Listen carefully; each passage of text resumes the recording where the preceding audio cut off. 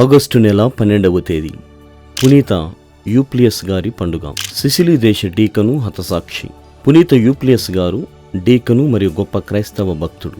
ఆ కాలంలో క్రైస్తవులపై జరుగుతున్న వేదహింసల వల్ల వీరందరూ రహస్య క్రైస్తవ భక్తులుగా జీవించేవారు. వీరు ఒకనాడు నిశ్శబ్ద ప్రార్థనలు చేస్తూ ఉండగా పునీత యూప్లియస్ గారి హస్తాల్లో మాత్రమే పవిత్ర గ్రంథం మెరుస్తూ కనిపించగా గవర్నర్ వారిని పట్టి బంధించి ప్రశ్నించగా ఈ పునీతుడు, అవును, నేను క్రైస్తవుడను, యేసు నామం కొరకు మరణించుటకు మహా ఆనందంగా ఉన్నాను అని నిర్భయంగా సమాధానమివ్వగా వారిని చిత్రహింసలు పెట్టిన రోమన్ దేవతలకు నమస్కరించక నిరాకరించి, నేను త్రిత్వైక దేవుణ్ణి మాత్రమే ఆరాధిస్తాను, నేను శ్రీసభ విశ్వాసానికి కట్టుబడి ఉన్నాను, నా దేవుణ్ణి మించిన అన్య దైవం లేడు అంటూ పలికినందున పవిత్ర గ్రంథాన్ని లాగివేసి ఈడ్చి తల నరకబడి యుక్త వయసులోనే క్రీస్తు కోసం హతసాక్షిగా వీరమరణం పొందారు. ఈ పునీతుడు పలికినట్లు, దేవునిపై నమ్మకం పెట్టుకో, వారినే విశ్వసించు, వారే మన ఆప్తులు, మనకెందుకు కలవరం అన్న మాటలు క్రైస్తవులకు జ్ఞప్తికి తెచ్చుకొని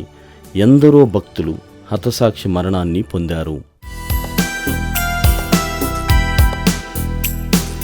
పునీత యూప్లియస్ గారా